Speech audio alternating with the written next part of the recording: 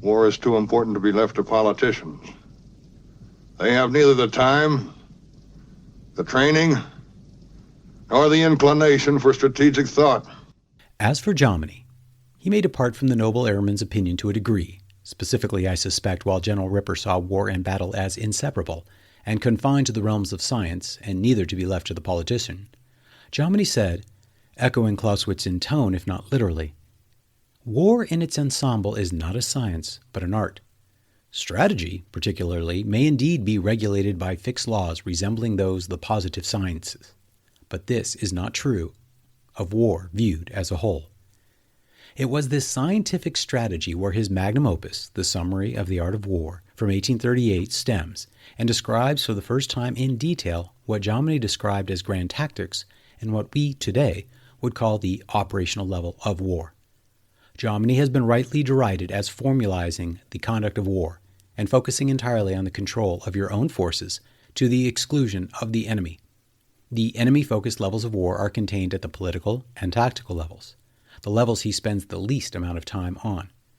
With this, and a nod to Sun Tzu, he likes his numbered lists and to use these quantitative variables to solve the problem of war in a scientific manner, befitting the post-French Revolutionary era in which he was so clearly shaped.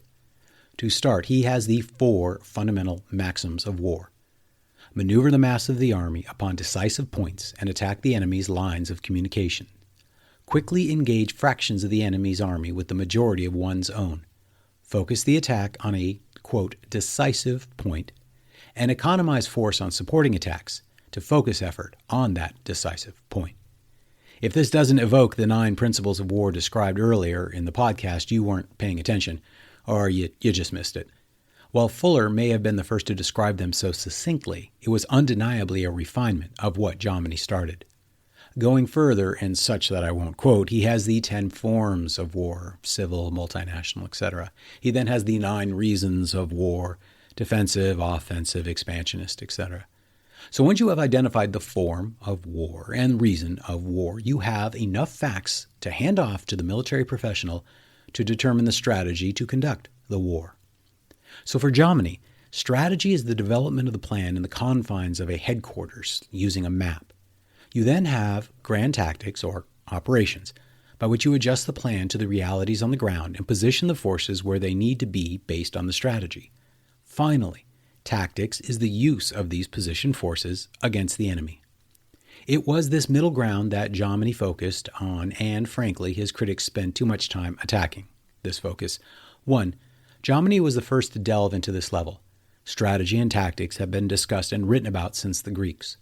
He speaks of geometric lines, days' marches, distances adjusted based upon terrain, the development of bases, depots, roads, lines of logistics. Jomini is considered the first to introduce the word logistics to warfighting and the world in general.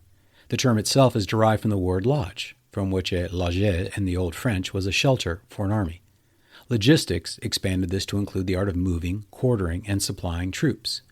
In Jomini's own original definition, quote, "The art of well ordering the functionings of an army, of well combining the order of troops in columns, the times of their departure, their itinerary, the means of communication necessary to assure their arrival at the right time." In the huge masses of the Napoleonic-era wars, this was no small feat, and doing so effectively required training, intelligence, and detailed planning. There is, ironically, very little art in the operational art. To the non-military professional, these trivial details have little to do with those passionate aspects of armed conflict which so fascinate. They are the tedious details which enable mass butchery.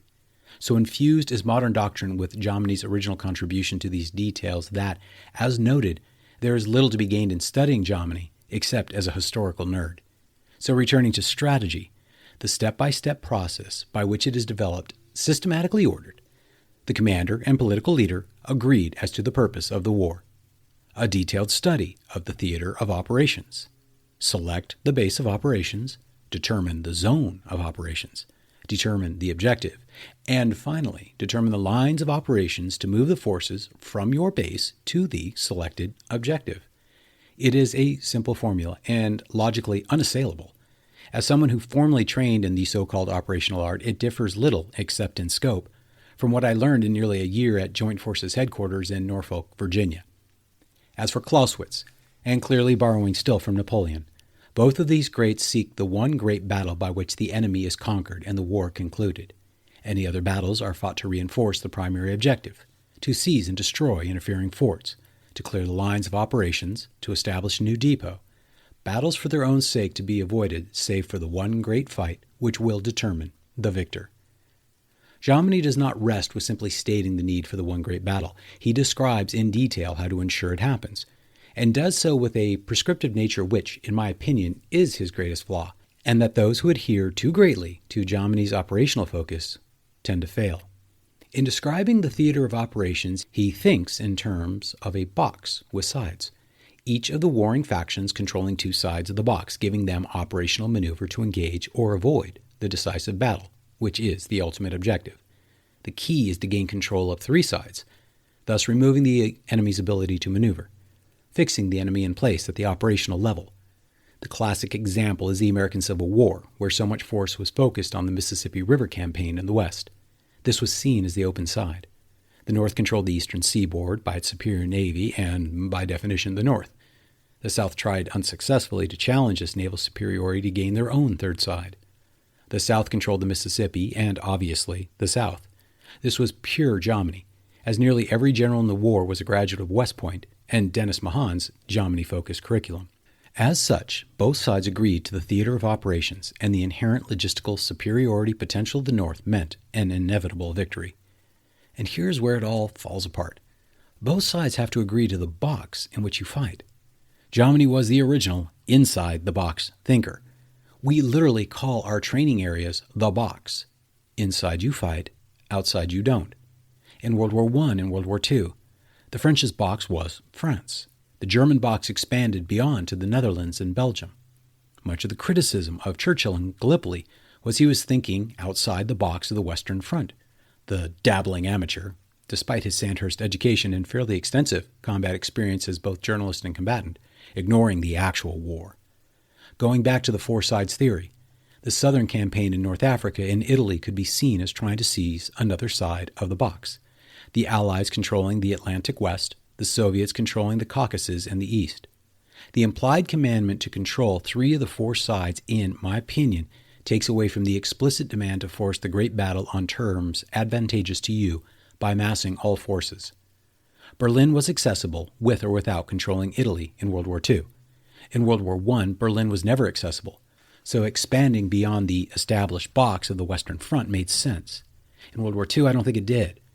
And to the greatest weakness of Jomini in the modern era, the box is defined not just by thinking, but by the quasi-legalities of international law. In Vietnam, our box was, initially, South Vietnam, while the communists played in Laos, Cambodia, and obviously North Vietnam. In Korea, the box was originally South Korea only, and then North Korea, whereas the box always included China, which MacArthur understood and Truman refused to acknowledge. Back to Rhodesia, the box included Mozambique and Zambia. Both the communists and Rhodesians understood this, but the Western world refused to acknowledge it. Finally, in more recent examples, the box in Afghanistan should have included the Pashtun regions in Pakistan, but it didn't. Likewise, in Iraq, Syria and Iran were both in the box, but we could never think in that manner. The combatant with the most expansive theater of operations has greatest room to maneuver, and in the small wars of the nuclear era, maneuver is king. As long as you constrict your mobility, whether tactically or strategically, you place yourself at a fatal disadvantage to both the lives of your men as well as the cause in which they fight.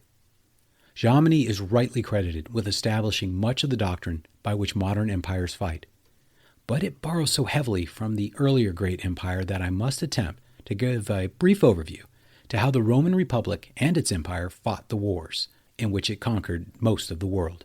And that I'll go over next week. Thanks for joining us today. If you liked what you heard, please like, subscribe, rate, and comment. Most importantly, share with your friends. Join the conversation at the War 102 subreddit, and check out the War 102 Buzzsprout website for links to more information and supporting videos.